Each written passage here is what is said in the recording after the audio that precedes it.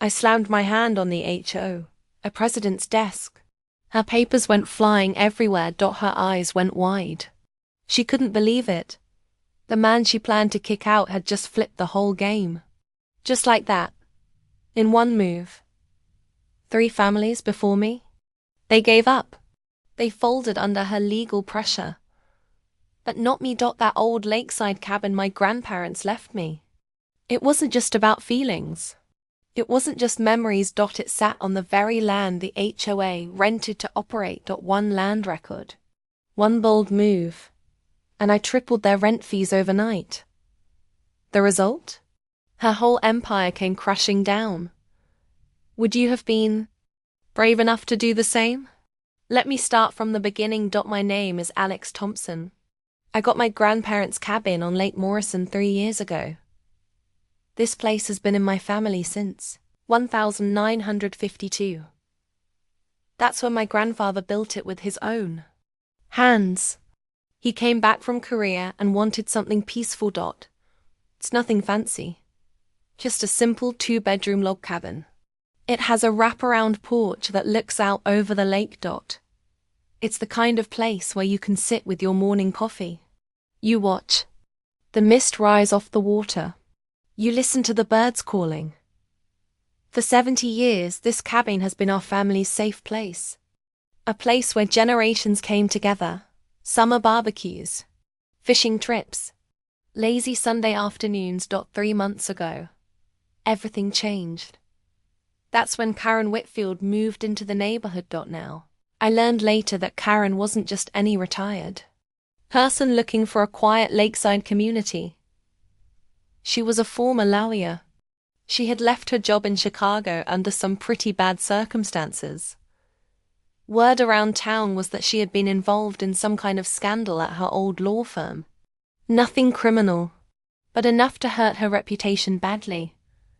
Lake Morrison was supposed to be her fresh start, her chance to rebuild her image.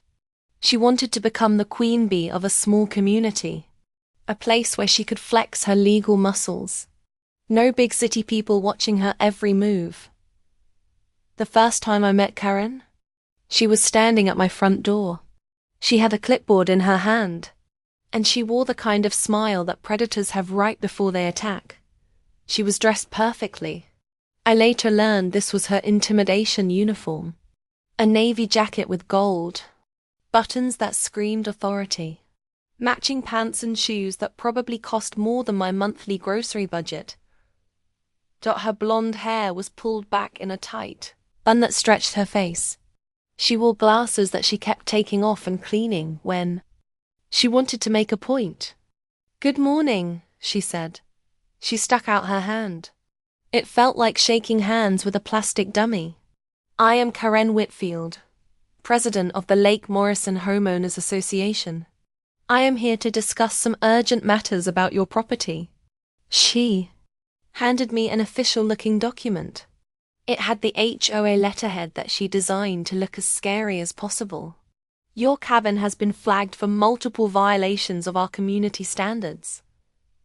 Immediate action is required to bring it into compliance."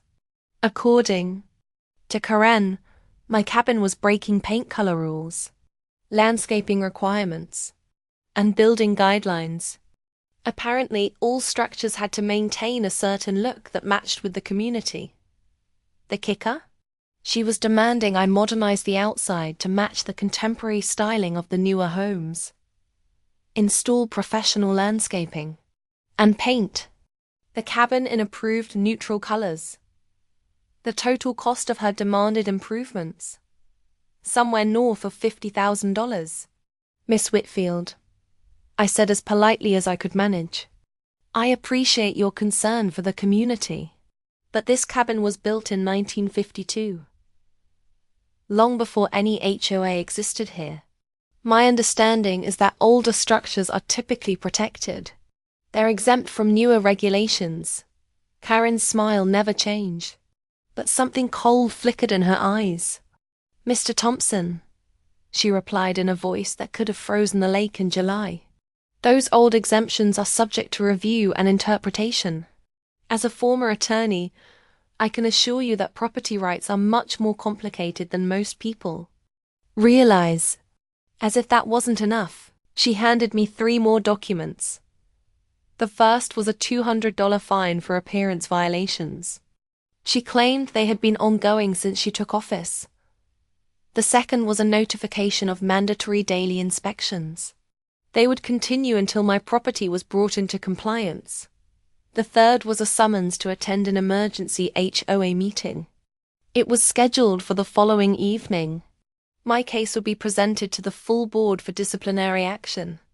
After Karen left, I sat on my porch. I tried to process what had just happened. I decided to do some digging. I called around to my neighbors. I wanted to see if I was the only target of Karen's new community standards campaign. What I learned made my blood run cold. Karen had sent similar notices to 3 other families. All had older homes in the community. 2 of them had already given into her demands. They spent thousands of dollars to avoid legal battles they couldn't afford. Third family had decided to sell their house rather than deal with the harassment. That evening, I sat on my porch watching the sunset. It painted the lake in shades of gold and red. I made a decision. My grandparents had not spent their lives building this place, just so some power-hungry wannabe dictator could steamroll over their legacy. If Karen wanted a fight, she was about to discover something. Some prey bites back harder than expected. The next morning, I woke up to what can only be described as Karen's coordinated attack on my sanity. She had spent the night planning her strategy. My phone was buzzing with notifications like a slot machine hitting a jackpot. First was the email I had seen the night before. But now there were follow-ups. A formal legal notice threatening immediate court action. A petition supposedly signed by concerned neighbors demanding my property be brought into compliance. And a notice that my car was being cited for a parking violation, even though it was sitting in my own driveway. But the real masterpiece was yet to come. Around 10 in the morning, I heard the rumble of an engine. I looked out to see a tow truck pulling up to my cabin. The driver handed me a notice. It claimed my vehicle was illegally parked. It was supposedly in violation of HOA regulations regarding commercial vehicles. Now, I drive a perfectly ordinary Honda Civic. I used it for my freelance software engineering work. But Karen had decided that any vehicle used for business purposes counted as commercial. The emergency HOA meeting that evening was held in the community center. It was a modest building that had been converted from an old fishing lodge. When I arrived, I could see that Karen had done her homework. The room was packed with residents. Karen had positioned herself at the front of the room like a prosecutor, preparing to deliver a closing argument. She had even prepared handouts. They included a property value analysis, showing how non-conforming structures supposedly damage the investments of law-abiding homeowners. Karen presented her case against my property with the precision of a military operation. She had compiled a comprehensive file. It documented every perceived flaw in my cabin's appearance. From the natural weathering of the log exterior to the wildflower garden my grandmother had planted decades ago. According to her presentation, my property was single-handedly responsible for a potential 15% decrease in neighborhood property values. When it came time for the board vote, the result was devastating. 7-2 in favor of requiring my immediate compliance with all proposed modifications. I had 60 days. Daily fines of $500 beginning immediately if I failed to show satisfactory progress. After the meeting, Mike Hendricks approached me quietly. He was one of the 2 board members who voted against the motion. "Alex," he said, "something is not right about all this. I have been on this board for 8 years. I have never seen anyone push an agenda this aggressively. Karen has been asking a lot of questions about property values and development potential." The next morning I called Betty Chen. She was an old college friend who had become a real estate attorney. After listening to my story, she was quiet for a long moment before speaking.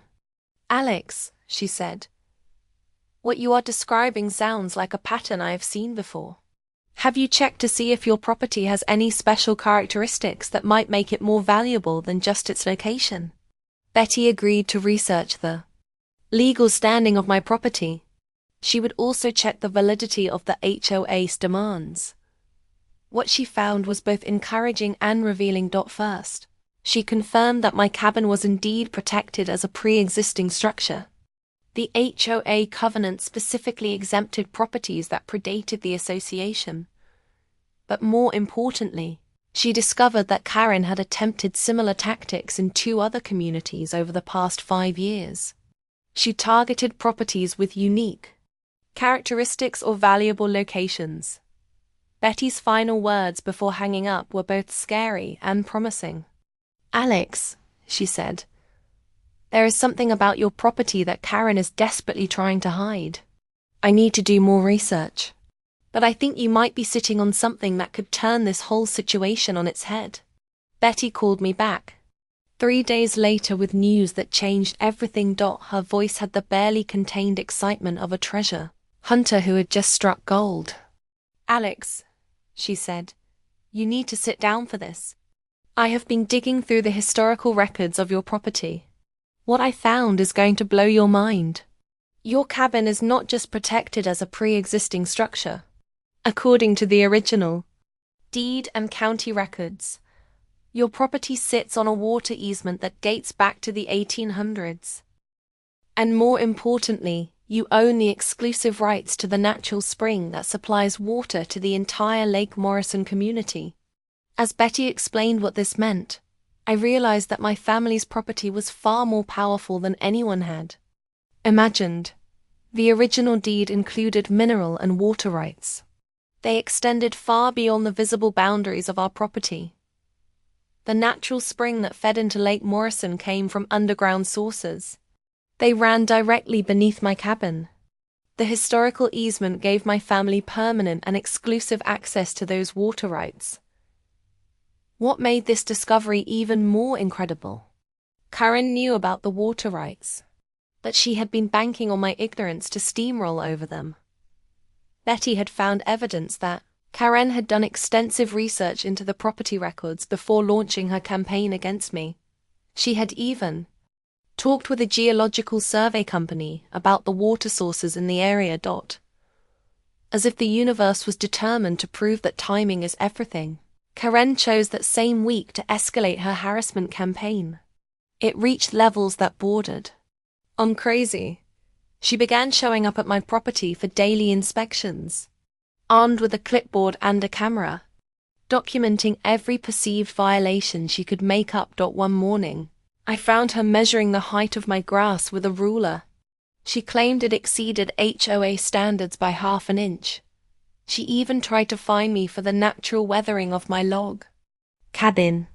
She claimed it was inadequate maintenance of the exterior. It was during one of these daily harassment visits that I noticed something interesting about Karen's behavior. She was not just documenting violations.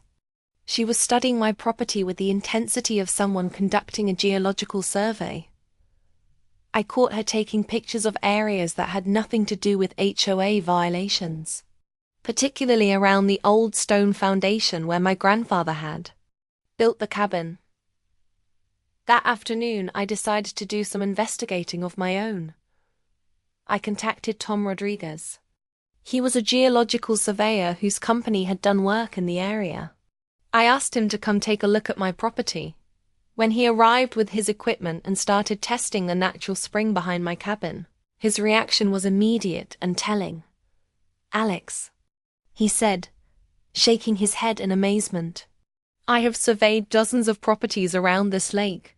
This is the cleanest, highest capacity natural spring I have ever seen."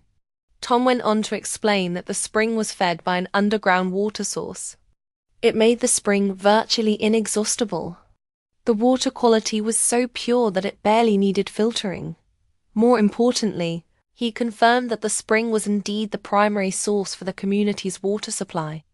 It fed into the lake and the wells that served the other homes. As Tom was packing up his equipment, he mentioned something that made my blood run cold. He said that his company had been contacted several months ago. Someone was asking about the water rights and geological surveys for properties around Lake Morrison. When I asked if he remembered the caller's name, Tom checked his notes. Karen Whitfield, he said. That evening I sat on my porch with a legal pad. I tried to piece together the full scope of Karen's scheme. She had known about the water rights before she ever moved to the community.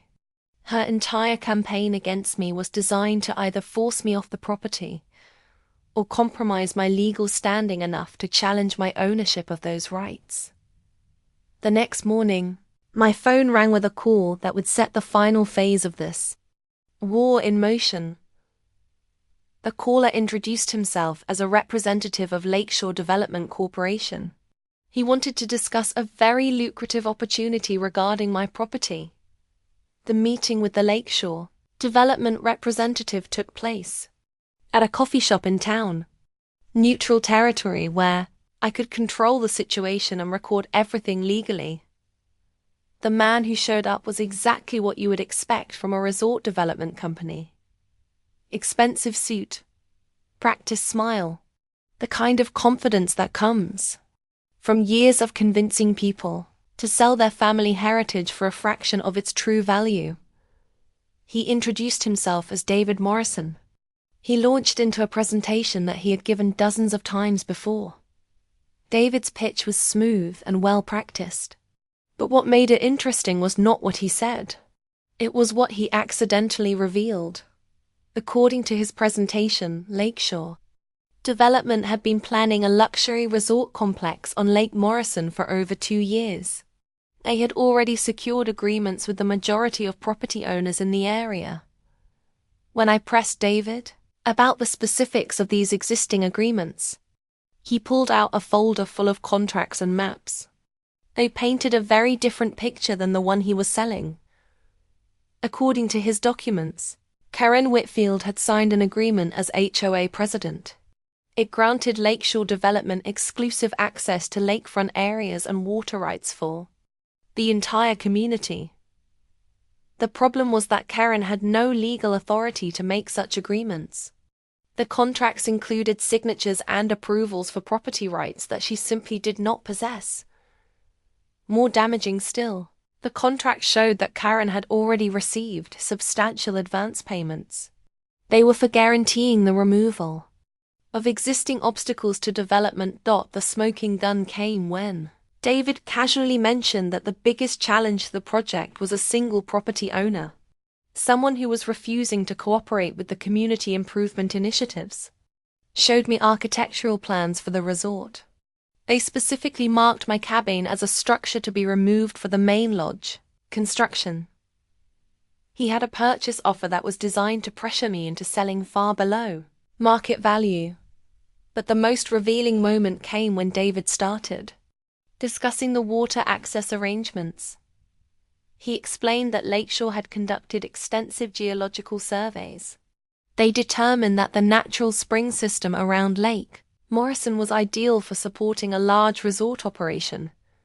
When I asked about the legal complexities of water rights in the area, David waved dismissively. He said that Karen had assured them she could handle any legal obstacles. Through her position with the HOA and her background as an attorney. As David continued his presentation, I realized I was witnessing the complete exposure of Karen's entire scheme. She had positioned herself as the power broker for a major development deal, collecting money from investors and making promises about property rights that she had no legal authority to deliver. Her campaign against me was not personal vindictiveness. It was a desperate attempt to eliminate the one obstacle that could expose her fraud and destroy her entire operation. After David left, I immediately called Betty. We arranged to meet that evening to review everything I had learned. When I played the recording of the conversation, Her reaction was immediate and explosive. "Alex," she said, "what you have just documented is evidence of conspiracy to commit fraud, extortion, and possibly racketeering. Karen has not just been running a local power game. She has been operating a criminal enterprise." That same evening, Mike Hendricks contacted me with information that added another layer to the conspiracy. As a board member, Mike had access to HOA financial records. He had been quietly investigating some irregularities that had been bothering him for months. According to his findings, Karen had been redirecting HOA funds through a series of consulting contracts and administrative fees that all trace back to shell companies associated with Lakeshore Development. Mike's research revealed that Karen had siphoned off nearly $85,000 from HOA accounts over the past 6 months, money that was supposed to be used for community maintenance and improvement projects. She had covered her tracks by creating fake invoices, legal consultations, property assessments, and community planning services that either never happened or were grossly overcharged. As Mike and I compared our findings, the full scope of Karen's operation became clear. She had moved to Lake Morrison, specifically to position herself for this development scheme, using her legal background and HOA presidency to create the appearance of legitimate authority, while systematically defrauding both the community and outside investors. Karen had made a critical error in her calculations.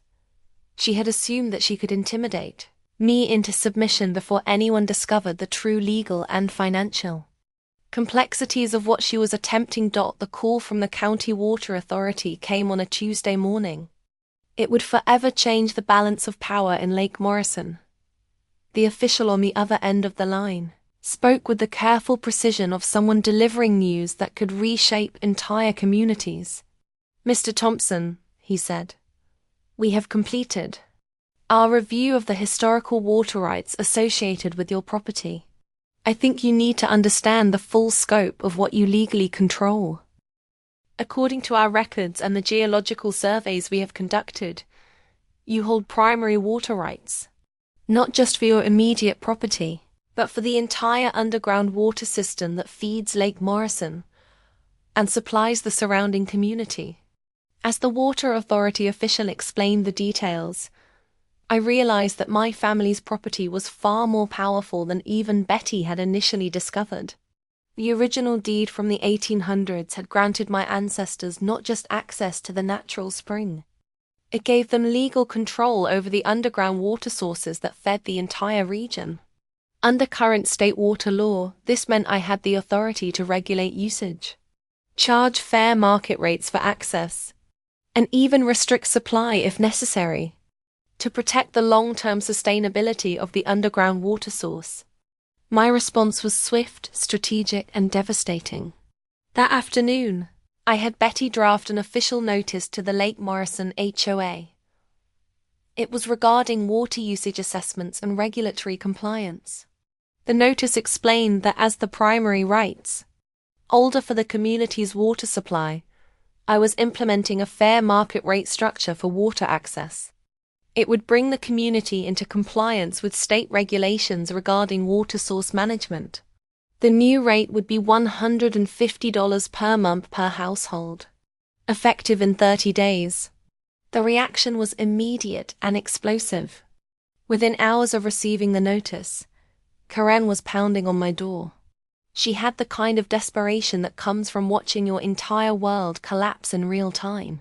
Her carefully maintained composure had cracked. For the first time since this whole conflict began, I was seeing the real Karen Whitfield.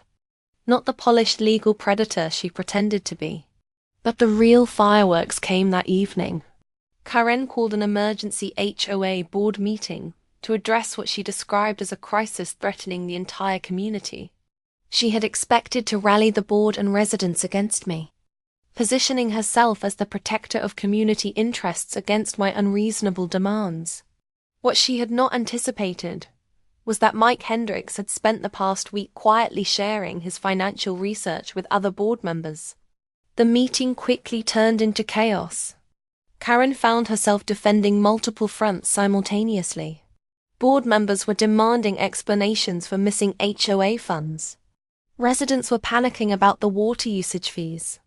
And everyone was starting to realize that Karen's promises about community development had been nothing more than elaborate lies, designed to cover her own financial schemes. The most dramatic moment came when I stood up to address the room full of angry and confused residents. I explained calmly that I had no desire to burden the community with excessive water fees. But I also would not allow my legal rights to be trampled by someone who had been systematically defrauding everyone in the room. I offered to negotiate reasonable rates with a legitimate HOA board, but only after Karen was removed from her position and held accountable for her criminal activities. Karen made one last desperate attempt to maintain control. She claimed that I was trying to extort the community. She said she would fight my water rights claims in court. But her threats rang hollow now that everyone knew about her embezzlement and fraud. When Mike called for a vote of no confidence in her leadership, the result was devastating. 8 board members voted to remove Karen from her position. Only Karen herself voted against the motion. The new president agreed to negotiate with me in good faith. The process server who appeared at Karen's door that Thursday morning was delivering papers that would mark the beginning of her destruction. The charges were comprehensive and devastating. The district attorney had filed criminal complaints for embezzlement, fraud, and conspiracy, based on the evidence Mike and I had provided about her theft of HOA funds and her fraudulent agreements with Lakeshore Development. But Karen was not going down without a fight.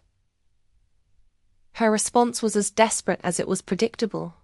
She hired the most expensive criminal defense attorney she could afford, a man who specialized in white-collar crime.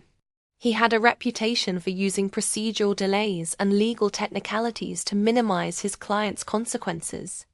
Her strategy was to challenge everything simultaneously: my water rights, the validity of the HOA board's actions, even the jurisdiction of the various agencies that were investigating her activities. Karen's most audacious legal maneuver was her attempt to claim adverse possession of my water rights through the HOA as historical usage of the water system. Her argument was that the community had been using the water supply for decades, without acknowledging my family's ownership. This continuous usage had created a legal presumption of public access that superseded my historical deed rights. The court hearing on Karen's adverse possession claim was scheduled for a Friday morning in late October. The courtroom was packed with Lake Morrison residents who wanted to see how this legal drama would unfold. But Karen had made one critical error in her legal strategy. She had underestimated the thoroughness of my grandfather's record-keeping and the strength of the historical evidence supporting my family's water rights. When Betty stood up to present my case, she had brought decades of documentation. It proved continuous family ownership and active management of the water supply. My grandfather had kept detailed logs of water quality testing, water source maintenance, usage monitoring. All demonstrated his active stewardship of the resource throughout his lifetime. The judge's reaction to the evidence was swift and decisive. He dismissed Karen's adverse possession claim with language that was both legally definitive and personally scathing. With her last legal challenge defeated, Karen was left with no options. She had to face the full consequences of her criminal activities. The plea negotiations with the district attorney were brutal and humiliating. Prosecutors had overwhelming evidence of her crimes and no incentive to offer lenient terms. Karen was forced to sell her house to pay restitution to the HOA and the investors she had defrauded. The legal fees for her defense had consumed most of her remaining savings. The final humiliation came when Karen was forced to move out of her house. She moved into a small apartment across town. Her new residence was a modest 2-bedroom unit in a complex. It was managed by the same property management company that had been intimidated by her legal threats just months earlier. 6 months after Karen's world came crashing down, I found myself sitting on my porch. I had a cup of coffee and a sense of satisfaction that felt almost surreal. The lake was perfectly calm that morning. It reflected the sunrise like a mirror. The only sounds were the gentle lapping of water against the shore and the distant call of a loon. It was exactly the kind of peaceful moment my grandparents had envisioned when they built this cabin 70 years ago. The legal aftermath of Karen's schemes had been swift and thorough. The criminal charges had resulted in her conviction on multiple counts of embezzlement and fraud, while she had avoided prison time through her plea agreement. The financial consequences had been devastating. She was required to pay full restitution of $85,000 to the HOA for the funds she had stolen, plus an additional $120,000 to the investors she had defrauded through her fake development contracts. The State Bar Association's disciplinary action had been equally severe. It resulted in her permanent disbarment, the effective end of any possibility of returning to legal practice. Karen was now working as a junior paralegal at a small firm. They handled traffic tickets and minor civil disputes. A humiliating come-down for someone who had once thought she could manipulate entire communities through legal intimidation. Meanwhile, the Lake Morrison community had undergone a remarkable transformation under Mike Hendricks' leadership as HOA president. The new board had implemented transparent financial reporting and democratic decision-making processes. They ensured no future president could accumulate the kind of unchecked power that Karen had abused. The water usage agreement we negotiated had become a model for other communities, facing similar challenges with resource management and property rights. Instead of the punitive fees I could have legally charged, we settled on a modest $30 monthly assessment. It covered water source monitoring and conservation efforts, while generating enough revenue to fund community environmental projects. Perhaps the most satisfying development was the community's response to my role in exposing Karen's crimes. Instead of resentment over the water fees or embarrassment about being deceived, most residents expressed genuine gratitude for my willingness to fight back against corruption and protect the community's long-term interests. But the moment that provided the most personal satisfaction came on a warm summer evening. I was hosting a community barbecue on my cabin grounds. As I was grilling burgers and watching children play in the shallows while their parents relaxed in lawn chairs, I noticed a familiar car driving slowly past the lake access road. Karen was returning from her job at the law firm. Through her car window, I could see her looking out at the gathering, with an expression that mixed longing and regret in equal measure. Our eyes met for just a moment as she drove past. I raised my hand in a friendly wave. It was not meant as mockery or cruelty, but as a simple acknowledgement that life had moved on. The community she had tried to control was thriving without her. Karen did not wave back, but I could see in her face the recognition that she had lost far more than money or status. That night, as I sat on my porch, watching the stars reflect in the dark water, I thought about the lessons this entire experience had taught me. Karen had been a formidable opponent, intelligent and ruthless, willing to use every advantage she possessed to achieve her goals. That she had made the fundamental error of assuming that legal knowledge and bureaucratic power could overcome the simple truth of legitimate ownership and community values. Sometimes people think temporary power can beat permanent rights. Karen learned that lesson the hard way, and it cost her everything she thought she had built.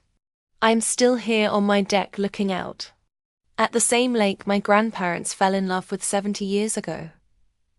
The water still flows. The cabin still stands. And some bullies learned that picking on the wrong person can be the most expensive mistake of their lives. If you have made it this far in my story, I hope you have found it both entertaining and inspiring. We all face bullies in our lives. People who think they can use their position or knowledge to intimidate us into giving up what is rightfully ours. That sometimes those bullies pick the wrong target. Someone who refuses to be intimidated. Someone who has the patience and determination to fight back strategically. Karen Whitfield learned that lesson the hard way. Her story serves as a reminder that justice, while sometimes delayed, is rarely denied to those willing to pursue it with persistence and integrity. If this story resonated with you, please hit that like button and subscribe for more tales of justice served and bullies getting exactly what they deserve.